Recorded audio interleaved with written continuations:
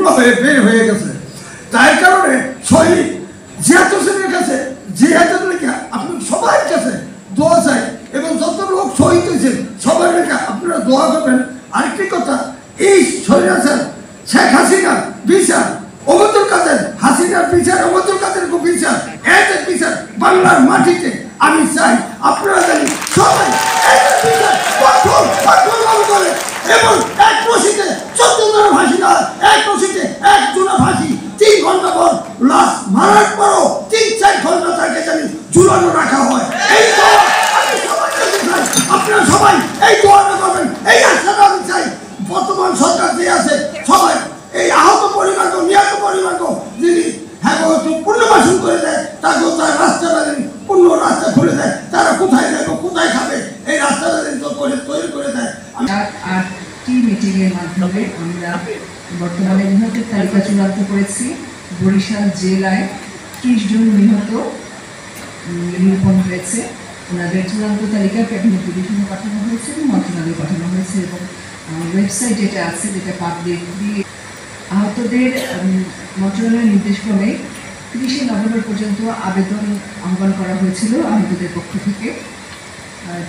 এই পর্যন্ত 30 নভেম্বর পর্যন্ত যে কয়টি আবেদন পাওয়া গিয়েছে সেই আবেদনের প্রাপ্তির প্রেক্ষিতে যাচাই বাছাইয়ের মাধ্যমে 3 স্তরে যাচাই বাছাই হয়েছে। যাচাই বাছাইয়ের মাধ্যমে এই পর্যন্ত 262 জন আহতকে চূড়ান্ত হিসেবে গণ্য করা হয়েছে এবং তাদের তালিকায় অন্তর্ভুক্ত করা হয়েছে। বরিশাল জেলায় এই পর্যন্ত 30 নভেম্বর পর্যন্ত 262 জন।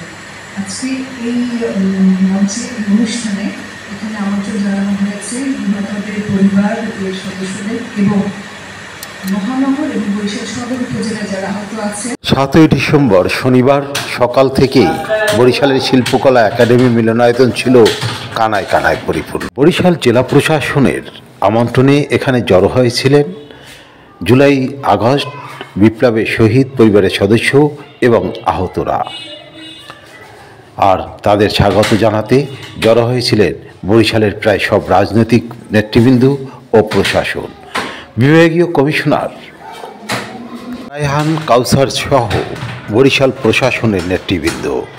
এতে সভাপতিত্ব করেন জেলা প্রশাসক দেলোয়ার হোসেন। এই 30 জন শহীদের ছবি, নাম এবং উপজেলা সম্বলিত একটি স্মৃতিফলক অতি শীঘ্রই স্থাপন করা হয়। দ্বিতীয়ত, বরিশাল জেলায় আহতদের পূর্ণাঙ্গ লিস্ট করার পরে সকল আহতদের নাম এবং উপজেলা সম্বলিত আরো একটি স্মৃতিফলক স্থাপন করার বিনীত অনুরোধ করছি।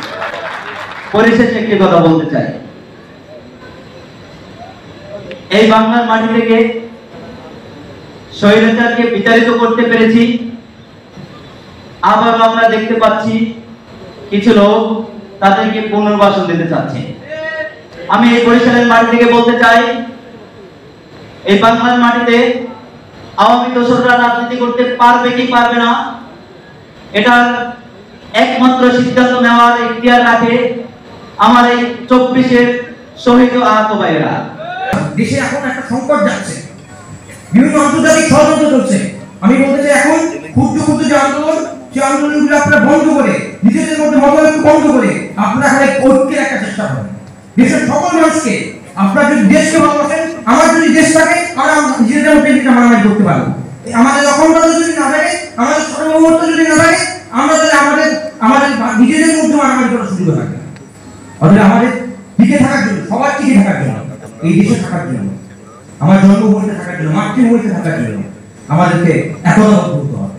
একতাবদ্ধ হওয়ার কোনো বিকল্প নেই। আমি অন্তর্বর্তীকালীন সরকারের নিকট কিছু দাবি পেশ করতে চাচ্ছি।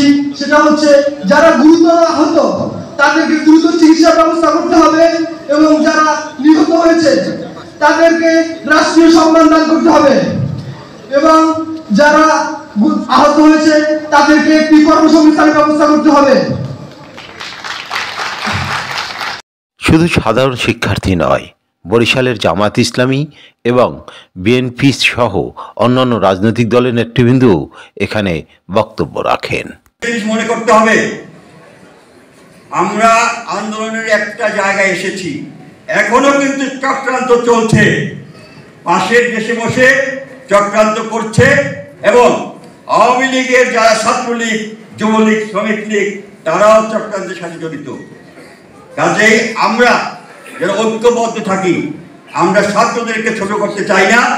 তারা আন্দোলনের ভূমিকা রেখেছে, আমরা সেজন্য তাদেরকে সাধুবাদ জানাই। একদম যাচাই বাছাই করে প্রকৃত আপনার তালিকা করতে আমরা সক্ষম হয়েছি। এখন পর্যন্ত এই 30 জনের তালিকা নিয়ে কোনো বক্তব্য নাই। পাশাপাশি 30 নভেম্বর পর্যন্ত আমাদের এই কমিটির দায়িত্ব ছিল যে 30 নভেম্বর পর্যন্ত আপাতত যারা আবেদন করেছে এবং যাদের এন্ট্রি হয়েছে বিভিন্ন হাসপাতালে তাদেরকেও যাচাই বাছাই করার জন্য এই তালিকাটা করে। সেখানে কথা বলা ছিল যে বৈষম্য ছাত্র আন্দোলনের পক্ষে যারা শহীদ হয়েছে, অনেকে আহত হয়েছেন, অনেকে বক্তাকে বলেছেন, আমরা সেগুলো বিবেচনায় নিয়ে আমরা একটা তালিকা করার চেষ্টা করেছি। অথবা ভুল ত্রুটি থাকতে পারে, এগুলো সংশোধনের সুযোগ আছে, ভবিষ্যতে আরো তালিকা আসবে, আরো আবেদন আসবে, সেগুলো আমরা যাচাই বাছাই করব। শিল্পকলা একাডেমি মিলনায়তনে সবাই বেশ খোলামেলাই নিজেদের বক্তব্য ও চিন্তা তুলে ধরতে পারেন। সেখানে ছাত্র সমন্বয়করা যেমন তাদের অভিযোগ অনুযোগ তুলে ধরেন, ঠিক তেমনি নিজের অবস্থান পরিষ্কার করেন বরিশালের বিভাগীয় কমিশনার রায়হান কাউসার। যে ছাত্রের ঢিল খেয়েছে সেও আহত হয়েছে, আর যে ছাত্রকে ঢিল দিতে এসে ছাত্রের ঢিল খেয়েছে সেও আহত হয়েছে। এখন আমাদের সামনে সমস্যা হলো আহত হয়ে আসছে সে কোন দিকে আহত? ছাত্রদের পক্ষে এসে অপশাসনের বিরুদ্ধে কথা বলতে গিয়ে সে আহত, নাকি অপশাসনের পক্ষে ছাত্রকে প্রতিরোধ করতে এসে ছাত্রের ঢিল খেয়ে এসে আহত? এইখানে আমরা একটু সমস্যা করে গেছি। শহীদদের তালিকা নিয়ে কোনো সন্দেহ নেই। তো এই তালিকা প্রণয়নে আমরা ভেবেছিলাম যে গত মাসের 30 তারিখ আমাদের জন্য চূড়ান্ত সময় ছিল। পরবর্তীতে বোধহয় এটাকে আবারও একটু শিথিল করা হয়েছে বা হবে, আমি যতটুকু শুনেছি।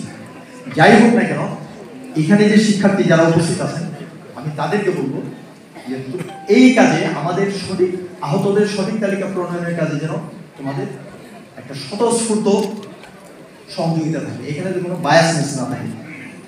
আমি এখানে এসেছি বরিশালে, আমার কর্মকাল আজকে হলো 33তম দিবস, 32তম দিবস আজকে। এই 32তম দিবসে আমাকে অনেকেই অনেক বিষয়ে তদবির করেছেন, বিভিন্ন রাজনৈতিক দলের, সক্রিয় রাজনৈতিক দল এখন বেশ কয়েকটাই আছে। আমি সুনির্দিষ্ট কোনো দলের নাম বলছি না, আমি নাম উচ্চারণ না করে বলছি, বর্তমানে সক্রিয় রাজনৈতিক দলের অনেকেই আমাকে বিভিন্ন বিষয়ে তদবির করেছেন। 2 জন প্রমিনেন্ট ব্যক্তি আমাকে 2 জনের একজন এমন একটি বিষয়ে তদবির করেছেন যে হলো ছাত্রলীগের সক্রিয় সদস্য। জুলাই আগস্ট নিহত পরিবার ও আহতদের নিয়ে আয়োজিত এই স্মরণ সভায় রাজনৈতিক নেতৃবৃন্দ, প্রশাসন এবং বৈষম্যবিরোধী ছাত্র জনতা সবাই ঐক্যমত পোষণ করেন। দেশের স্বার্থে সবাইকে ঐক্যবদ্ধ হয়েই কাজ করতে হবে, আর এর কোনো বিকল্প নেই। বরিশালের শিল্পকলা একাডেমি থেকে আরিফ আহমেদ।